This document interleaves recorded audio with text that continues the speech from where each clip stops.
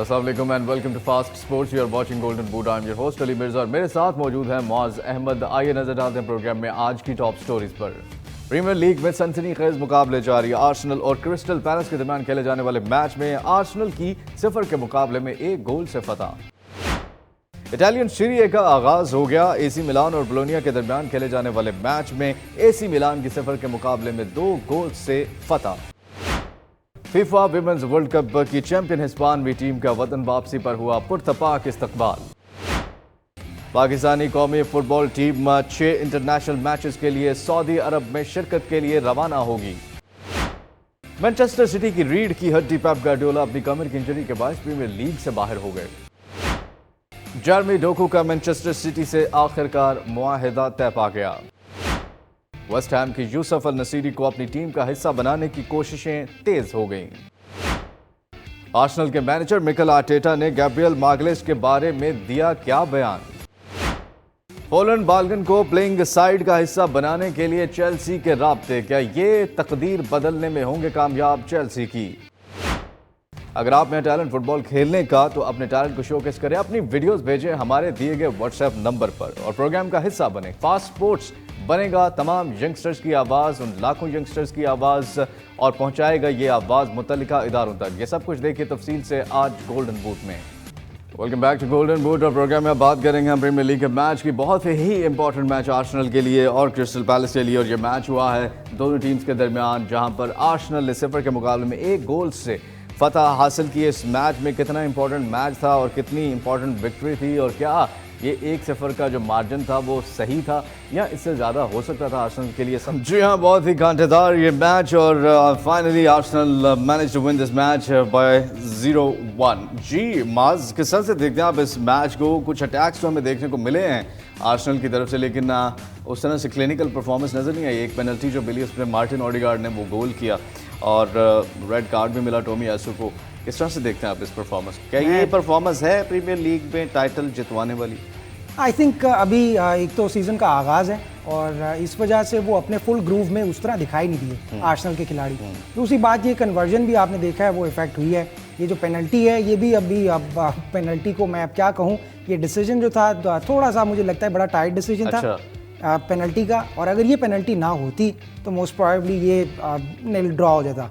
दोनों goalless draw होता ये। चलिए स्टैट्स पे एक नजर डालते हैं, फिर आपसे मजीद जानते हैं स्टैट्स क्या कहते हैं इस मैच के। ये आपके सामने 14 शॉट्स थे आर्सेनल की तरफ से, 14 ही थे क्रिस्टल पैलेस की तरफ से। शॉट्स ऑन टारगेट आप देख रहे हैं 3 थे आर्सेनल की तरफ से, 2 थे क्रिस्टल पैलेस की तरफ से। पोजेशन 54% आर्सेनल के पास है, 46% क्रिस्टल पैलेस के पास। पासेस आप देख रहे हैं तकरीबन बराबर थे। बोर्ड पास एक्यूरेसी देख रहे हैं दोनों की बराबर थी। फाउल्स 10 थे आर्सेनल के, 14 जो है वो क्रिस्टल पैलेस के थे। येलो कार्ड्स भी आप देख रहे हैं 2, 1 और रेड कार्ड भी इसमें मिला है। कॉर्नर्स 8 मिले हैं आर्सेनल को और 1 मिला है क्रिस्टल पैलेस को। ओवरऑल माज अगर स्टैट्स की बात करें तो तकरीबन बराबरी ही थी, सिर्फ कॉर्नर्स का खाना छोड़ के। तो क्रिस्टल पैलेस काफ़ी क्लोज थी। आपको लगता है कि ये लकी सिचुएशन बन गई है, लेकिन आर्सेनल के लिए क्वेश्चन मार्क बन गया है कि इस आगे वो कैसे जो है वो सर्वाइव करेंगे? There is no doubt about it. May be उनकी नई किट जो है उसकी वजह से वो थोड़ा सा ओवरली मोटिवेटेड दिखाई दिए हैं, बट आर्सेनल को उन्होंने टफ टाइम दे के ये बता दिया। आर्सेनल की सबसे जो मुझे पर्सनली लगता है, आर्सेनल की जो फ्रंट लाइन है, जो अटैकिंग लाइन है, उसमें एक प्लेयर उनका जो कन्वर्ट नहीं कर पाया, बुकायो साका, उसको तो ही needs to work on himself. उनका एक दो लगा भी है पोल पे, जो है वो अच्छी उनकी कोशिशें थी, लेकिन उस तरह से आज जो है नहीं की है, वो साका की ट्राई थी। ओके, वो जो पोल को लग के पहली वापस आई है, वो क्रॉस मारा था उन्होंने। Anyway, but he is unlucky. वो पिछले सीजन में भी उन्होंने पेनल्टीज भी मिस की हैं, इस मरतबा भी। तो इस बार जो वो मार्टिन ओडेगार्ड ने, नॉर्वेजियन जो कैप्टन है, उन्होंने जो ली है, तो वो उनके लिए अब वो खुशकिस्मती साबित हुई है कि वही एक गोल जो है उनकी बर्तरी बन गया। माज वो भी यही कह रहे थे कि काफ़ी अपॉर्चुनिटीज़ भी मिस की हैं, स्पेशली पेनल्टी के बाद गेम थोड़ी डिफरेंट हो गई थी। किस तरह से देखते हैं आप? वो तो अब आपके सामने कन्फेशन है उनकी तरफ से क्लियरली कि our guys they need to work on themselves. अभी पुअर कोऑर्डिनेशन थी, जो मूव्स बनी वो भी कन्वर्ट नहीं हो सकी ठीक से, और ये सीज़न का आगाज़ है और इट्स अ रेड फ्लैग कि अगर अभी वो इन चीज़ों पर काम नहीं करते तो इन लॉन्ग रन। टॉमी यासू बड़े इंपॉर्टेंट प्लेयर हैं, वो अब बाहर हो गए हैं, रेड कार्ड उन्हें मिला है, अगले गेम्स में नहीं होंगे। तो ये भी आपको लगता है घचकों को? आर्सेनल का पहले ही मसला ये था कि उनके पास बेंच स्ट्रेंथ नहीं है। पिछले सीजन भी यही प्रॉब्लम थी उनके पास, और अभी भी उस तरह से नहीं है। एग्जैक्टली, ये मिडफील्ड में कुछ फ्रस्ट्रेशन बनती भी इसी वजह से। अगर आपकी जो फॉरवर्ड लाइन है वो कन्वर्जन मिस करती जा रही है, या उसमें से अगर पासिस भी, कोऑर्डिनेशन भी आपका लिंक मैन ठीक नहीं खेल रहा, तो ये आपकी मिडफील्ड और ये जो अटैकिंग मिडफील्डर्स होते हैं ये इनके ऊपर डायरेक्टली प्रेशर आ जाता है, और वो आपको दिखाई भी दिया कि वो फ्रस्ट्रेटेड दिखाई दिए, वो लग रहे थे लोगों के साथ, खेल रहे थे और मुकम्मल अपना जोर लगा रहे थे just for the possession. Card भी इसी वजह से मिला है। एनीवेज, जो प्लेयर हमने फीचर किए हैं इस मैच में वो है मार्टिन ऑडेगार्ड। और जी हाँ, मार्टिन ऑडेगार्ड, बहुत ही ज़बरदस्त उनकी तरफ से परफॉर्मेंस, लेकिन उतनी ज़बरदस्त परफॉर्मेंस नहीं थी। पहले स्टैट्स पे एक नज़र डालते हैं, मार्टिन ऑडेगार्ड के स्टैट्स क्या कहते हैं, और ये आपके सामने हैं स्टैट्स। आप देख रहे हैं एक गोल किया, असिस्ट कोई नहीं किया, चांसेस भी कोई क्रिएट नहीं किए, की पासेस एक के पासेस जो कंप्लीट किए वो 91%, 4% थे और सक्सेसफुल ड्रिबल्स 3 थी। इतनी कोई क्लिनिकल परफॉर्मेंस नहीं थी। बुकायो साका पे बेसिकली हमारे सारे शोज में वही ऑलमोस्ट फीचर होते हैं माज, लेकिन आज वो भी फॉर्म में उस तरह से नज़र नहीं आ रहे थे। क्या क्रिस्टल पैलेस की वजह से ये प्लेयर इस तरह से खेल रहे थे, या फिर आपको लगता है कि आगे जाके इनकी फॉर्म आ जाएगी वापस? That's what I think. Mikel Arteta कौन सा आप जादू उनको करना पड़ेगा कुछ? I don't know. They need to look into crystal ball, या they need to wave a magic wand to get themselves in a better position. अभी मुझे लग रहा है कि वो सीज़न के आगाज़ में थोड़े से स्लगिश रिस्पॉन्स है उनका, क्योंकि शुरू हो चुका है सीज़न, और मुझे लगता है कि उनको बिल्कुल भी कंप्लेसेंट नहीं होना चाहिए, क्योंकि शुरू के मैचेस तो टोन सेट करेंगे आप भी। Definitely that's the best thing you could tell me कि ये अभी अगर टोन सेट हो जाएगा इस तरह का, तो मोस्ट प्रोबेबली यही परफॉर्मेंस उनकी कंटिन्यू रहेगी till the end of the tournament.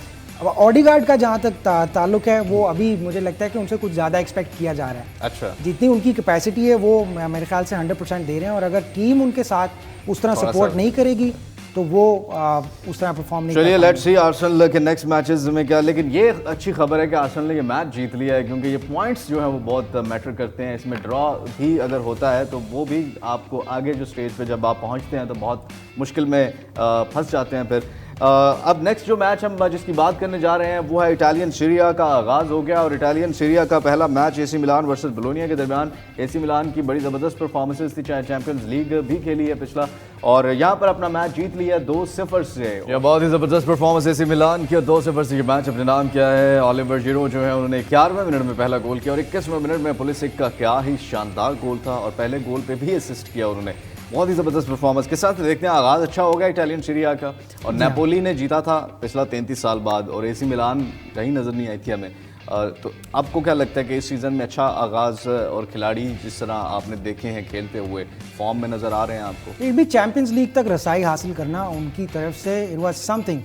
वो उन्होंने बहुत they've put up a great show, और अभी ये जो गोल जिसका आप जिक्र कर रहे हैं वो भी अमरीकी कप्तान है, वो जाहिर है अपनी साख डेब्यू मैच था उनका, डेब्यू मैच था, और अपनी साख बरकरार रखने के लिए उन्होंने he had to outperform like this. और जहाँ तक इस टीम का है, आप अगर इनकी ऑपोजिट जो बोलोनिया टीम है वो समवेयर डाउन द टेबल, वो मेरे ख्याल 10 में बाहर। आपको नहीं लगता आखिर पे कुछ चांसेस उनको मिले जो उन्होंने मिस कर दिए? बहुत ही आसान चांसेस थे वो, इतने मुश्किल चांसेस नहीं थे जो बोलोनिया, और यही शायद आपके एक्सपीरियंस के ना होने का यही नुकसान है जो हमें दिखा है।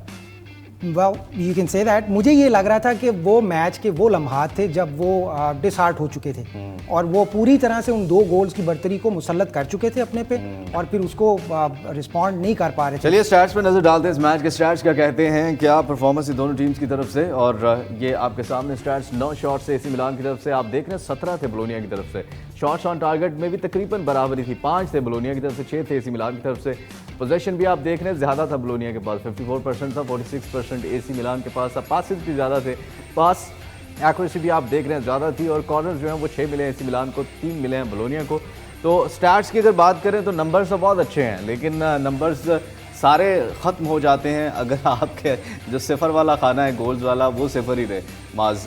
लेकिन अच्छी परफॉर्मेंस आप कह सकते हैं बोलोनिया की इस सीज़न में। आपको लगता है ये भी कुछ कर दिखाने की काबिलियत रखती है जिस तरह से उन्होंने खेला?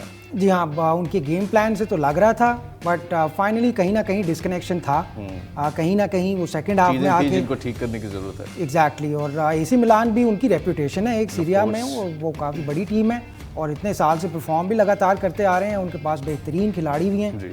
तो बोलोनिया उनके मुकाबले में इट वाज एक्सपेक्टेड कि वो अंडर प्रेशर आ जाएं, या कहीं ना कहीं मैच शुरू में ही गोल हो जाए तो फिर ऑफ कोर्स इस तरह की टीम जो है अंडर प्रेशर आ जाती है। जो प्लेयर हमने फीचर किए हैं इस मैच में वो हैं ओलिवर जिरो, और प्लेयर ऑफ द मैच भी हुए हैं। जी हाँ, ओलिवर जिरो बहुत ही शानदार खिलाड़ी, फ्रांस के लिए भी खेलते हैं, और क्या इनकी तरफ से ब्रिलियंट परफॉर्मेंसेज हमें वर्ल्ड कप में भी देखने को मिली थी, और एसी मिलान में भी बहुत ज़बरदस्त परफॉर्म किया है। स्टैट्स पे एक नज़र डालते हैं, ओलिवर जिरो के इस मैच में क्या स्टैट्स कहते हैं आप देख रहे हैं। 8.4 रेटिंग, गोल एक किया है, असिस्ट भी किया है, एक चांसेस जो क्रिएट किए हैं वो एक किए हैं, एक्यूरेट पासेस 70% थे, टचेस 31% थे, पासेस इनटू फाइनल थर्ड जो थे वो 2 थे और शॉट एक्यूरेसी 100% थी। और यहाँ पर एसी मिलान ने बोलोनिया के अगेंस्ट ये मैच जो है वो फतह हासिल की है, उसमें 0-2 से, और ये सीरिया का आगाज़ हो चुका है। लेट्स सी आगे क्या सफ़र इसी तरह इनका जारी रहता है या नहीं रहता। यहाँ पे एक छोटी सी ब्रेक का वक्त हुआ चाहता है। Welcome back to golden boot, और प्रोग्राम में आप शामिल करेंगे पाकिस्तान में फ़ुटबॉल में क्या चल रहा है। माज, सबसे पहले आप हमें बताइए कि अंडर 19 सैफ जो ट्रायल्स का ऐलान किया गया है उस पर जो साबिक कोच है उन्होंने तनकीद कर दी है, तो ये क्या मामला है? ट्रायल क्यों मतलब ऐलान जो किया गया उसमें 2 दिन के शायद कर दिए गए हैं, और तनकीद क्यों की गई है? असल में उनके मुताबिक जो साबिक कोच है नासिर इस्माइल साहब, उनके मुताबिक अंडर 16 को अंडर 19 के मुकाबले में ज़्यादा तवज्जो दी गई है। अच्छा। अब सैफ चैम्पियनशिप जो खेली जानी है वो मैं पहले अर्ज़ कर चुका हूँ कि अंडर 16 और अंडर 19 दोनों में खेली जाएगी जो सैफ चैम्पियनशिप है। अब उस दोनों टूर्नामेंट्स के लिए जो टीमें तैयार करनी है उनको बराबर तवज्जो दी जानी चाहिए थी। अंडर 16 ने कुछ ज़्यादा देर तरबियत की है। वो तो खबरें भी आपने दी हैं कि अंडर 16 लाइक एबटाबाद में भी कैंप चल रहे थे, लाहौर में भी चल रहे थे। 19 की तो कोई खबर नहीं है। 19 के लिए अब प्रॉब्लम ये था कि देखें जो अंडर 23 एशियन कप क्वालिफायर के लिए जो कैंप लगा हुआ है उनमें से भी कुछ प्लेयर्स जो हैं वो हमने अंडर 19 में मोस्ट प्रॉब्ली शामिल करने थे। तो इस वजह से मैंने अर्ज़ किया, पहले भी हम बताते रहे कि बहुत बड़ा चैलेंज यही बन गया था कि ये 1-2 इवेंट्स जो हैं ये ऊपर तले थे और ये ओवरलैप कर रहे थे कैलेंडर पे। इस वजह से इसको मैनेज करने में कोई इंतजामी मसाइल थे। इनिशियली पूरे मुल्क से जो अंडर 19 खिलाड़ी लिए गए वो तकरीबन 60 हैं तमाम रीजन से।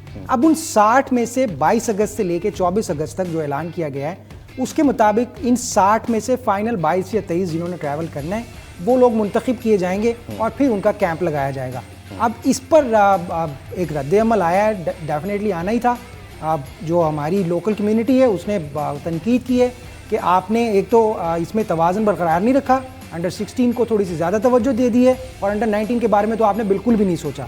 अब वक्त सर पे है मुकाबले का और उस वक्त आप प्लान कर रहे हैं, उनको ना टाइम मिलेगा आप तैयारी करने में सही तरह, और आप उन पर वो तवज्जो नहीं दे पाएंगे जो आपने ज़्यादा अंडर 16 को दे दी। नहीं उस तरह के हमें मिल पाएंगे जिस तरह के हम एक्सपेक्ट करते हैं। और तो क्या कोई जवाब आया है इसके इनकी तनकीद के ऊपर या अभी तक खामोशी है? आई थिंक तनकीद उनकी बिल्कुल मुनासिब तनकीद है और जायज़ है। ये बनता था, इंतज़ामी मामला ये ख़राब हुआ है, मगर इस बारे में अब इसका कोई हल नहीं है। अभी इस बारे में कुछ भी किया नहीं जा सकता। जो हमारे पास महदूद वक्त है उसी में अंडर 19 की जो टीम है उसको हमें तैयार करना पड़ेगा, उसको मोटिवेट करना पड़ेगा और जिस तरह की भी परफॉर्मेंस वो दे सकते हैं उनसे उनका बेहतरीन to get the best out of them हमें उनको मोटिवेट करना पड़ेगा। चलिए, यहाँ पर ये एक खबर है तो दूसरी तरफ एक खुशखबरी भी है और वो ये है कि कौमी टीम जो विमेंस टीम है वो सऊदी अरब के लिए रवाना होगी। 6 इंटरनेशनल जो मैचेस हैं, टूर्नामेंट है उसके लिए। इसके बारे में बताइए थोड़ा सा इनसाइड स्टोरी मास। ये भी 18 सितंबर से शुरू हो रहा है और 30 सितंबर तक ये टूर्नामेंट जा रहा है। सितंबर के महीने में हमारा ख़वातीन और मर्द दोनों का कैलेंडर काफ़ी बिजी है और अगर आप देखें तो इसमें पाकिस्तान और मेज़बान सऊदी अरेबिया के अलावा लाओस है, लेबनान है, मलेशिया, भूटान वो भी इस टूर्नामेंट में हिस्सा ले रहे हैं। 6 मुल्क की टूर्नामेंट है और इसमें पाकिस्तान भी शरीक हो रहा है और मुझे कैसी तैयारियां पाकिस्तान की? इनका भी कैंप वैम्प लगा है या डायरेक्ट ही जाएंगे ये? नहीं, इस पर डेफिनेटली काफ़ी प्लान करके इस दौरे को लिया जा रहा है और ये इन्विटेशन भी सऊदी अरेबिया की तरफ से है। उन्हीं की तरफ से ये इनवाइट भेजा गया था पाकिस्तान फुटबॉल फेडरेशन को कि अपनी अवेलेबिलिटी कंफर्म करें। अगर आप दस्तयाब हैं, आपकी टीम दस्तयाब है, खिलाड़ी तैयार हैं तो जस्ट ब्रिंग देम। तो वो जो क्वालिफायर मैच होना था उसके बारे में कोई अपडेट आया है? क्योंकि सऊदी जिना जो स्टेडियम है उसको किया जा रहा था फाइनल, लेकिन उसके बाद फीफा की टीम को कहा गया कि आप आगे चेक कर लें, अगर आप समझते हैं कि ये ठीक है तो ठीक है, अगर नहीं तो फिर हम सऊदी अरब से बात करेंगे। जी, उसके ऊपर हमें अभी फीफा की जानिब से रिस्पांस का इंतज़ार है अभी, लेकिन मुझे लग रहा है कि वो मकामी लोगों को फ़ुटबॉल की एक आपको पता है कि अगर मकामी लोग दिलचस्पी लेते हैं तो फ़ुटबॉल की ग्रोथ के लिए ये बहुत अच्छा है। तो मुझे लगता है कि वो इस वेन्यू को एक्सेप्ट कर लेंगे और यहाँ पर मैच करवाया जाएगा। बिल्कुल ठीक है। अच्छा, फुटसॉल का भी हम पिछले दिनों बता रहे थे, तो क्या उसका लेटेस्ट अभी अपडेट है? टूर्नामेंट का आगाज़ हो गया है या होना है अभी? जी, आज ड्रॉज थे और आज से ही टूर्नामेंट का आगाज़ हो चुका है। 18 टीमें थीं और 3 का एक ग्रुप बनाया गया है। तकरीबन 6 ग्रुप्स बनाए गए हैं जो मेंस की फुटसॉल टीम्स हैं और फिर 4 टीम्स हैं ख़वातीन की अच्छा। इस कैपिटल टेरिटरी और 3 शहरों में से उन्होंने ली हैं। टोटल 22 टीम्स हैं और आज 2 ग्रुप्स के दरमियान मैचेस होंगे और उनका फैसला हो जाएगा। आज से किक ऑफ हो चुका है। तो बिल्कुल इंशाल्लाह हम अपने प्रोग्राम में भी शामिल करेंगे जो भी मैचेस होंगे और जो भी टीम जीतेगी इस टूर्नामेंट को और अपने मैचेस को उसके बारे में बात करेंगे। और माज, जैसे कि आप जानते हैं कि हमारा एक सिलसिला है व्यूअर्स, और वो ये है कि आप अपने जो टैलेंटेड किड्स हैं, जो अपने यंगस्टर्स हैं, वो अपनी वीडियोस हमें भेजते हैं अपने टैलेंट की, जो फुटबॉल खेलते हुए या स्किल्स की जो वीडियोस हमारे व्हाट्सएप नंबर पे हमें भेजते हैं और वो हम अपने प्रोग्राम में शामिल करते हैं। तो सबसे पहली हमें वीडियो एक जो आज प्रोग्राम में शामिल करेंगे अबू बकर ने भेजी है। आइए आपको दिखाते हैं, बहुत ही ज़बरदस्त। ये अच्छा यूनिफॉर्म में है, यानी किसी क्लब के मेंबर लगते हैं। और आप देखें पाकिस्तान में माज कैसा टैलेंट हमारे पास मौजूद है, और लगता है ये भी कोई मैच खेलने के बाद जो है उसके बाद ही इन्होंने किया, या मैच से पहले जो है वो कुछ ड्रिबल्स कर रहे हैं, कुछ अपनी स्किल्स का मुजाहरा कर रहे हैं। सरफेस भी गीला है और लग रहा है कि वो मौसम को भी इंजॉय कर रहे हैं, अपनी महारत का भी मज़ा ले रहे हैं और मौसम का भी मज़ा ले रहे हैं। एग्जैक्टली अबू बकर जो हैं ये इन्होंने हमें वीडियो भेजी है और आप देख रहे हैं, और आप भी भेज सकते हैं अपनी वीडियोस और हमारे व्हाट्सएप नंबर पे भेज सकते हैं 0311777868। ये हमारा नंबर है।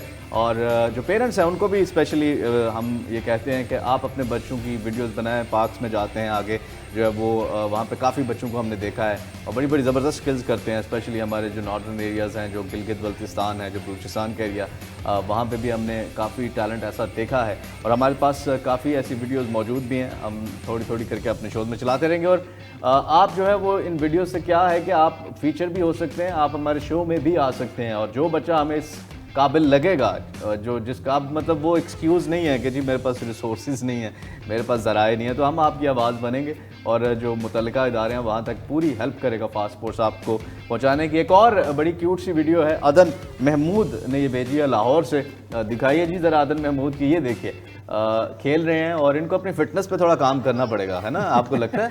जी हाँ, बिल्कुल ठीक कह रहे हैं आप। जी हाँ, बच्चे जो होते हैं वो बच्चे एज में, लेकिन ये देखिए जिस तरह से वो अभी कोशिश कर रहे हैं और सीखने की कोशिश कर रहे हैं, लेकिन ये बड़ा खूबसूरत उन्होंने बॉल के साथ अपनी स्किल्स का मुजाहरा किया। और यहाँ पे जो जिस तरह से ये डॉट देने की कोशिश, ये देखिए ये बहुत खूबसूरत। अदन महमूद लाहौर से। जी हाँ, आप भी अपनी वीडियोस भेज सकते हैं और ताकि हम भी जो पाकिस्तान फेडरेशन के लोग हैं उन तक ये वीडियोस पहुँचा सकें। PFF ने भी कुछ इसी तरह का ऐलान किया है माज, वो डिफरेंट अकेडमीज़ को कवर कर रहे हैं आजकल। जो मुझे अभी मेरी इन्फॉर्मेशन के मुताबिक एक अकेडमीज़ एक्सेलरेटर प्रोग्राम उन्होंने शुरू किया। अच्छा। अब मुझे ये लगता है कि वो ग्रास रूट लेवल से, यानी कि बहुत कम उम्र से एक प्लेयर की पूरी अफजाइश करने का जिम्मा जो है वो ले रहे हैं, जैसे इंटरनेशनली होता है। एग्जैक्टली ये बिल्कुल उसी तरह बहुत एक ऐसी एज से जिसमें सही और गलत का भी इंसान फैसला खुद नहीं कर सकता, उस वक्त से बच्चे को ट्रेन किया जाए और प्रॉपर उसका माइंड सेटअप किया जाए कि उसने इंटरनेशनल ग्लोरी के लिए जाना है। उसने तो इसके लिए क्या कर रहे हैं अब एकेडमी, स्कूल, कॉलेजेस, कैसे यूनिवर्सिटीज़, क्या उसका प्रोसीजर है? स्टार्ट जो हुआ है वो यहीं से हुआ है कि वो schools, different private academies, different private clubs को विजिट कर रहे हैं और फिर मोस्ट प्रोबेबली वो तालीमी इदारों की तरफ आएंगे, फिर वहाँ से उनका राउट बनेगा। हमारे पास भी जो वीडियोस आ रही हैं कुछ ऐसे शायद बच्चों की आएँ जो कि वो स्किल्स और वो रखते हों और हम भी उनको रेफ़र कर सकते हैं और मे बी वो भी हमें इस ग्लोरी में इस टीम का हिस्सा बनते हुए नज़र आ सकते हैं। ये कारवां बनता जाएगा इंशाल्लाह। ये बहुत मेहनत है लोगों की और जज्बा भी है उनका। बिल्कुल, let's hope for the best और इंशाल्लाह पाकिस्तान फुटबॉल भी तरक्की करेगा और पाकिस्तान का झंडा भी पूरी दुनिया में लहराया जाएगा। यहाँ पर एक छोटी सी ब्रेक का वक्त हुआ चाहता है। Welcome back to golden boot और प्रोग्राम में अब हम आपको दिखाने जा रहे हैं फीफा वुमेन्स वर्ल्ड कप की चैम्पियन टीम स्पेन जब अपने मुल्क वापस पहुंची है और जिस तरह के हालात में उन्होंने वर्ल्ड कप जीता है। कल आफरीदी से भी हम ये बात कर रहे थे कि उनकी अपनी फेडरेशन के साथ मसाइल चल रहे हैं और वो फैसिलिटीज़ उनको नहीं दी जा रही। अलेक्सिस पोटियस जो है उन्होंने भी इसको जो है वो मेंशन किया अपनी ट्वीट में कि कुछ मसाइल अभी भी चल रहे हैं, लेकिन आप ये देखें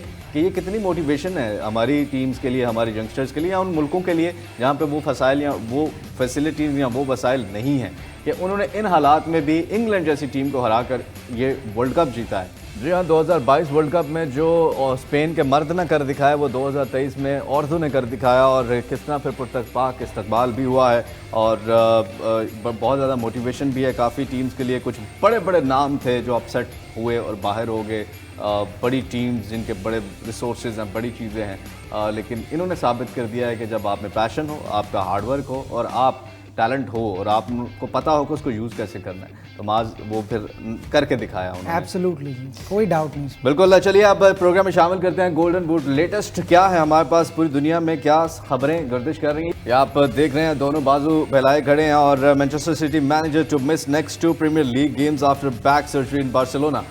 ये मैनचेस्टर सिटी की रीढ़ की हड्डी है। अब इनकी अपनी हड्डी जो है उनमें कोई इंजरी का जो है वो निशानदेही हुई है और सर्जरी करवाने गए हैं। सिटी की जो परफॉर्मेंसेज है माज पिछले कुछ मैचेस में वो क्लिनिकल नहीं है। मैचेस तो जीत रही है। अर्लिंग हालैंड उस फॉर्म में नज़र नहीं आ रहे, बाकी प्लेयर्स उस फॉर्म में नज़र नहीं आ रहे। इनका चले जाना जहाँ तो 2 मैचेस के लिए रहे हैं, लेकिन अगले मैचेस भी इंपॉर्टेंट है। आपको लगता है कि बहुत बड़ा दंड पड़ सकता है सिटी को? पड़ सकता है, एब्सोल्युटली आपकी बात ठीक है।